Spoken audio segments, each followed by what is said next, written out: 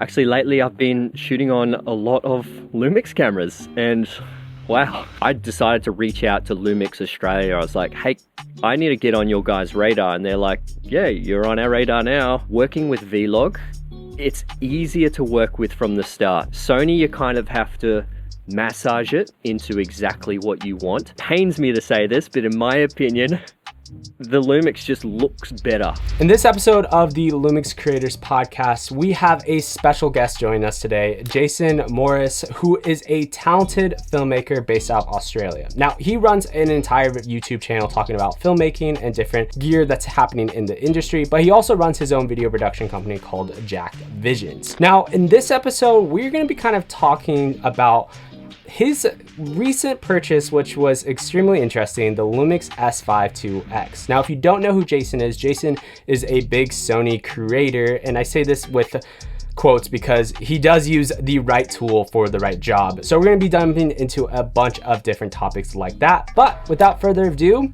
Jason. How you doing? How are you, man? It's okay to call me a Sony fanboy. It's all right. I know you've shot on Red, you've shot on Sony, but yeah. But so just a little bit of context for my audience. I gave the briefest overview of who you are and what you do, but for my audience, who are you and just what do you do? Yeah, so my name's Jason. I am I guess a cinematographer filmmaker. I kind of specialize in more so obviously the video side. I started as a photographer back in my Nikon days. Let's get into that later. But yeah, obviously I started to, get more into it. That's how I fell into film. I actually went to university to study film as well, which that's a whole nother can of worms I don't want to talk about. But yeah, I just love shooting on all cameras, and actually lately I've been shooting on a lot of Lumix cameras, and wow, that's all I can say is wow. Yeah, it's super fascinating because Lumix I felt like it was a popular camera like 2017 era. Everyone's like one of the first cameras that brought 4K to the masses, but then of course it fell very far behind because of the lack of autofocus. Now, you recently did a video on the GH7, and then 2 months later you end up purchasing an S5iiX. Was that your first experience to shooting on Lumix cameras, or have you shot on Lumix ever in the past before?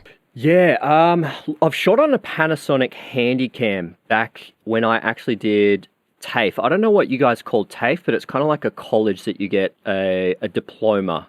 And then when I went to TAFE, it was like these Panasonic Handycams, and then I went to university. But yeah, that was the first experience, but nothing since then. And literally, I think it was probably 2 months ago, I decided to reach out to Lumix Australia. I was like, hey, I need to get on your guys' radar. And they're like, yeah, you're on our radar now. Because I just wanted to branch out, help more people. I didn't want to pigeonhole myself into just Sony. I want to try and help as many people as possible. And for me to do that, I need to test more cameras. And then that allows me to recommend more cameras as well. Because I know everything there is to do with Sony. But if I am to say, hey, grab a Z50 Mark II, I never used it, don't know about it, looks great. Or S5iiX, I didn't know about it. And obviously I own one, but it's fantastic. But yeah, like you said, since reviewing the GH7, it's really opened up my eyes into the Lumix ecosystem.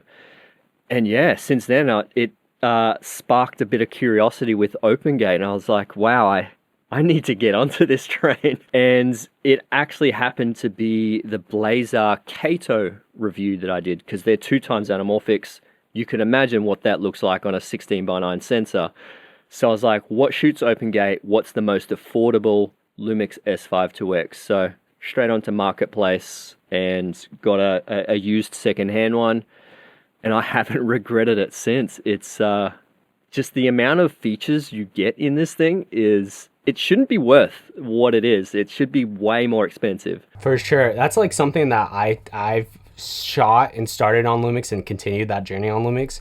But I have hopped on projects where we were using Reds, but then I have hopped on other projects where we're using Sony. I'm like, oh, you guys don't have shutter angle.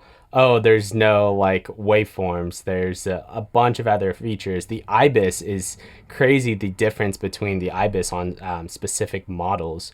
What was that first experience shooting on the GH7 for the first time and like editing in post and seeing the final results? What was those initial thoughts? Well, look, because I wasn't introduced to the earlier Panasonic models or the Lumix models, I didn't know what the contrast detection autofocus was like.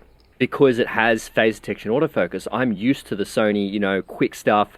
So it was kind of seamless. Like autofocus was perfectly fine. So I really didn't get that feeling of what Lumix was beforehand.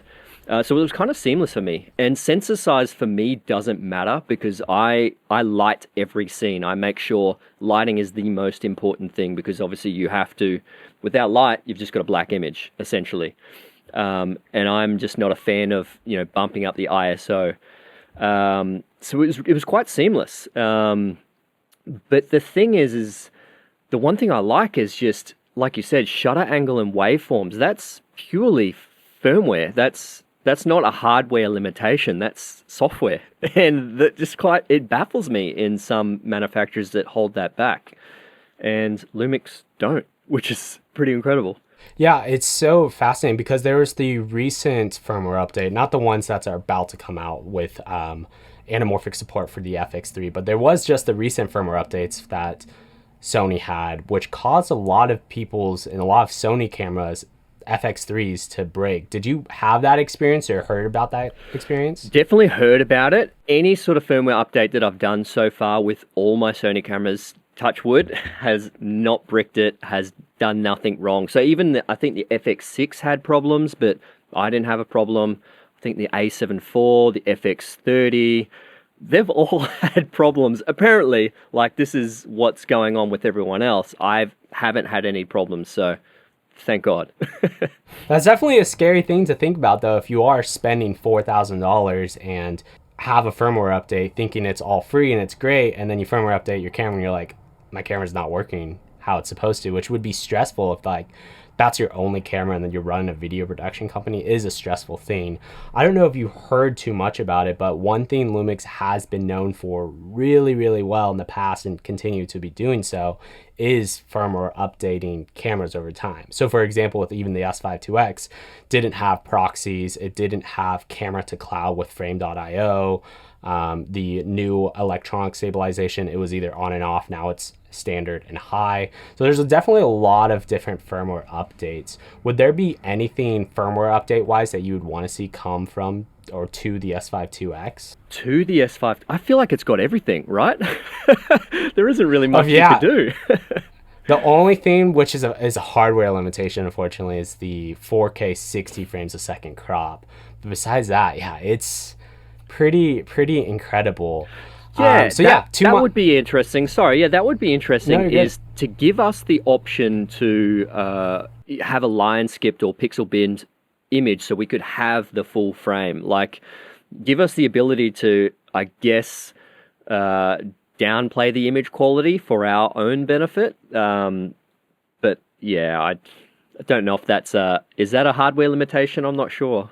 Yeah, I'm not an engineer, and there's a lot of requests I have, and it's always like, well, that technically would be hard because of this, this, and this. I'm like, just make it happen. Someone can make it happen. So you, 2 months after posting that GH7, you picked up the S5iiX because the anamorphic benefits, besides like kind of that, but what led you to that decision with your own money to purchase a Lumix S5iiX, and why did you end up purchasing that minus the part from anamorphic? The biggest thing was the price, because I was searching for something that would give me the best amount of value, because I didn't really want to sink all my money into, well, it's not really that much money at all, but all this kind of money into a particular body that was for one video. But I kind of thought about it, and because I got PL to L adapter, I've got a whole bunch of PL lenses, so I could still continuously use the camera.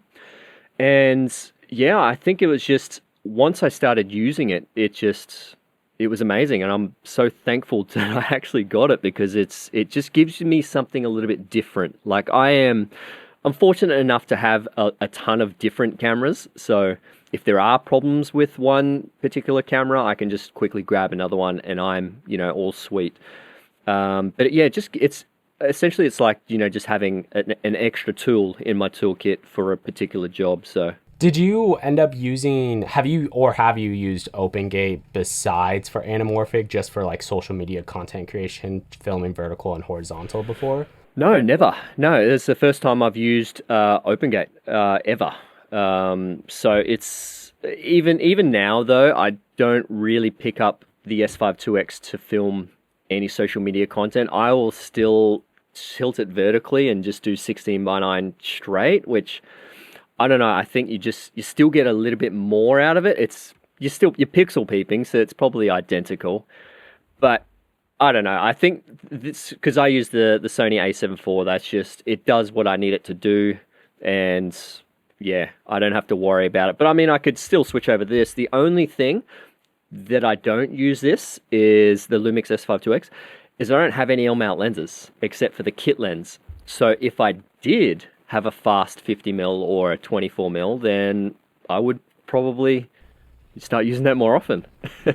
Yeah, no, I definitely feel like the Lumix L-mount alliance, the whole lens system is finally slowly getting a lot more built out and beefed up. They definitely need a little bit more telephoto lenses, but for the most part, the zoom and the wide angle lenses is definitely a bunch of lenses. And especially because Sigma is technically a first party lens to Lumix as well, because of the whole L-mount alliance and the certain certifications that goes through that. But I'm also curious to hear your thoughts on the color between Sony and Lumix.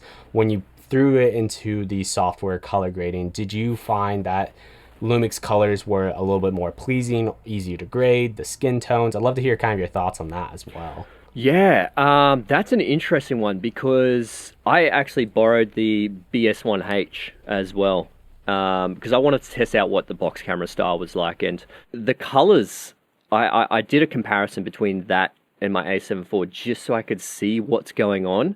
The log curve seems to be a little bit different. Like Sony seems to have a little bit more richer and deeper blacks in the midtones, which kind of makes things look too contrasty. And in my opinion, I don't like that contrast look unless I add that contrast in there. It just seems like working with Vlog, it's easier to work with from the start.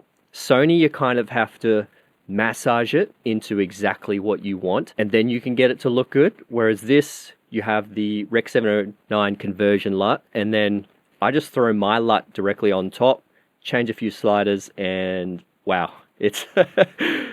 In my opinion, it pains me to say this, but in my opinion, the Lumix just looks better with the colors. No, they're all 10-bit, so you can push and pull the colors however you want. But it's just, if you are a beginner, I think that's very enticing that it's just easier straight from the start. Yeah, I actually learned how to color grade footage originally, even though I started with Lumix cameras at a production company I worked at for a couple of years. We're shooting all on Blackmagic and Sony, so I actually learned how to color grade on Sony cameras. And I was like, oh, it's actually not too difficult. And then I transitioned to Vlog on my own cameras, and I was like, oh, this is so much easier. Like it's just, it only takes an extra step to get the same color out of a Sony camera like a Lumix camera, but that same step over 100 times on a timeline does really make a difference over time when you are color grading a commercial, for example, and doing things like that. Now, I guess one thing you mentioned on your channel a bunch is picking the right camera for the right job. And that includes, the FX6, RED cameras, the Lumix, Sony mirrorless, and different things like that. How do you currently approach which camera for what job or shoot you're about to do? How do you approach that? But also I'm curious, you mentioned earlier talking about doing this for your own YouTube channel to give better recommendations to people. So how are you planning to do that more in the future by testing out other cameras and such? I'll approach every job sort of job by job basis. So if it really comes down to format first. So I always ask the client, is this for Facebook? Is this for Instagram, TikTok? Is this for YouTube, website, whatever? If it's a 16:9, then that's generally where I'd go FX6 because that's just a workhorse. But if it's like 9:16 portrait Instagram short form stuff, this is where sometimes I've been actually picking my A7 IV because it's good enough. It has really high resolution, because some people don't like that softer image. They kind of gravitate towards a sharper, more higher resolution image. And yeah, it's really difficult because it also depends on, do I need IBIS? Obviously FX6, no IBIS. These smaller mirrorless cameras have IBIS. S5iiX has gimbal inside it somehow. So yeah, there are a fair few factors that I actually have to break down before I get to a job. And image quality, like I said, they all are phenomenal. As long as you light it correctly, they'll all pretty much look identical. So image quality really doesn't sort of determine which camera I choose. In saying that, I don't really choose my FX30 as much for professional jobs. Even though it's got a fan, it's got all the, kit and caboodle that you need for, proper jobs. But I think it's, for me, is the lens limitation, because it's already a crop. I don't have many crop censored lenses. So, I've got a ton of full frame glass. So that's probably why I stick to full frame. But I guess that's probably the same thing about, with the Lumix camera. I don't choose that because I don't have enough glass, and I can't, if it's a run and gun job and I need autofocus, who needs a kit lens? Who wants a kit lens on a professional job? I want a fast prime. Give me a fast prime all day. But yeah, that's probably my main focus when it comes to choosing the right tool for the right job. I can't remember what the second question was. What was that? So the second question, I guess, was leading into, you talked about reviewing more cameras on your own channel now, like the Nikon, bringing back the Nikon, the good old days. The potato is no longer a potato anymore. Starting to do with Lumix. So that was kind of the second question, leading to how are you planning to approach this in the future? Yeah, so that was the whole point of reaching out to Lumix, is that I wanted to reach out to more people so I could help more people, reach a different audience as well. Like, I don't want to be stuck to just being that Sony guy. I mean, I still am a Sony fanboy. I absolutely love the way that company's going with the cameras at the moment. But yeah, it's just, I did reach out to Nikon as well, so hopefully I'll get a few test units through that. I haven't reached out to the dirty C word yet, so I'm still reluctant, hesitant to go for a Canon camera, but we'll see. But yeah, like I said, I want to make more recommendations, and without using the camera, you just can't recommend anything else unless you've actually used it, because majority of these things, it comes down to workflow, what kind of tools it has inside it, where the button placements are, how it feels using it. Without knowing that, you just can't say one camera is better than the other for this particular situation. So at the moment, it's just like, buy a Sony camera, buy this kind of Sony camera for this situation. Canon, I don't know, just buy Sony. Yeah, no, for sure. I think that was like an experience that I even personally felt like with Lumix Japan event, being one of the people going there, the whole YouTube drama that was going on. But it is a camera that's like, the moment you start shooting on, you're like, oh, I kind of get who this is for. I don't necessarily think it's the audience that Lumix targeted and marketed. Personally, I would market it to filmmakers who are dads, and they just want a small camera that can get literally like amazing footage of their kid without having to pull out an FX6. That's who I think that camera is made for. But then there's also cameras that I've been curious about seeing, is like the Nikon Z6 Mark III, I think is on sale right now on B&H in the US for $2,300. And that's shooting, 6K raw video. It's collaborating with Red now, with Red Luts that can be on that camera. So you're getting Red-like footage from the log. It has 4K 120, and it's not too much more expensive than what Lumix cameras are. And it's way cheaper than what a Sony a7S III or an FX3 are. So it is interesting how the competition is kind of been playing out recently on the terms of price point and features. I do feel like we are hitting a spec ceiling soon, because if all the companies are like, let's move to 8K, and everyone's like, dude, we're shooting in 6K and downsampling to 1080 right now for exports. There's no need. So I have two more questions, I guess, for you before we land this plane for this episode. But before that, where can people check you out, and where do you want to send all the lovely people listening today? Look, I've got Instagram and YouTube are my main two platforms. So Jason Morris Photo Cinema on YouTube and Instagram as well. Instagram, I do more so cinematography lighting breakdowns. YouTube is more camera reviews, lens reviews, more of using the tools, reviewing the tools.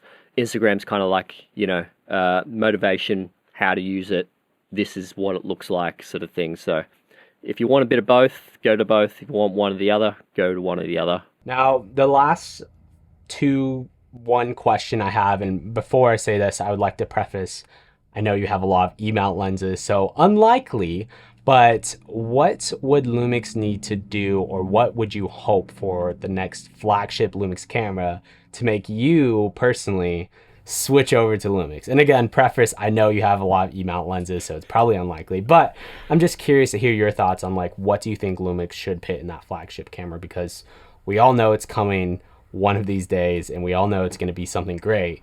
But if we can say this is what actually creators want, I just love kind of giving that platform here. I'd be curious to hear your thoughts on how you would feel then if they made something that could physically lock the sensor, where it turns off the IBIS, and not just like it turns it off, but it still can move if it's on a car, where it physically locks the sensor, and then doing so, you're able to drop in a variable ND or electronic variable ND. That would be that would be nice. Absolutely. Anything that sort of rivals the form factor and the usability of my FX6, I'm all for. Not to say that there's anything wrong with my FX6 besides the no audio on the body. That kind of does suck. But, a Lumix version would be absolutely amazing, because I know they'll be cheaper. So I could still keep my FX6 and go into a BS1H Mark II or something. It would be interesting. I mean, technically, I think it would be an S1H Mark II, because there is actually this is out there, but no one really knows about it. BS1H Mark II is technically already out, and it's already launched officially this year, but it's called like an AW50 or whatever, but that's because that went to the broadcast division in Panasonic. So an S1H Mark II box camera, but there is, I believe, publicly speaking, a patent that's actually out there for a box camera with an articulating screen, full frame. Ooh, that is interesting. With an articulating screen, I wonder what the size is like. That'll be interesting. Because BS1H is really small. Yeah, I would assume it's probably maybe a little bit bigger than the BS1H, but I definitely think it would be super nice if they had something like that was in that box form, where it is modular in different ways. Yeah, absolutely. And then obviously all the ProRes features would be great as well. Even though I don't really use ProRes, it's kind of like one of those things that if you had it, you'd probably use it, or if there's a job that needs it, then you could use it. Because I'm not a DaVinci user, so I don't use B-RAW or anything like that. Yeah, and that's like the other thing. It's like the thing that I love, especially about the GH7, the only downside is it is a micro four thirds sensor, and it's like if you want full frame and micro four third, they're completely different mount systems. But the nice part is with the GH7, you can buy that camera and then grow into that camera. Like, you don't need to be shooting all intra. You don't need to shoot ProRes RAW. You can shoot long op, and you're going to be getting away with like 90% of the things. But in the circumstance that you do need it, you already have that feature. You could already record proxies, so it makes it even faster in editing and post-production. So it makes everything just a lot easier by having these features, having 32-bit float, having IBIS. But it'll be interesting to see what else comes out. Is there anything else that you want to mention on the flagship? Actually, before we talk about that, I just want to go back to that micro four thirds camera. Yeah, that is one limitation that I did find, is depth of field, because I film a lot of gym content, and the situation that I put it in, I could see much more of the background, which is kind of distracting, because I film sometimes in live gym environments So, having full frame does give you more control over that depth of field. So that's the only limitation I did find with the GH7. Yeah. Yeah, and that's the interesting thing, because it's like if you have an f2 on a Micro Four Third camera, it looks like an f4 but with the light of an f2. So product photography is great because you're getting a ton of light and you're not having a ton of depth. But in all other scenarios where you want that depth and you want to have that background be as blurry and have as much bokeh as possible, yeah, that's the huge downside to Micro Four Thirds. And then low light as well, it doesn't perform the best because it doesn't have a dual native ISO either. But yeah, well, awesome. Well, thank you so much for joining me on today's podcast. No, thanks for having me. It's been awesome. And if you guys want to check out another episode where I talk to the person behind creating the commercials for Lumix, you can check out that video right there. YouTube recommends you might like this video right here. Till next one, guys. Peace.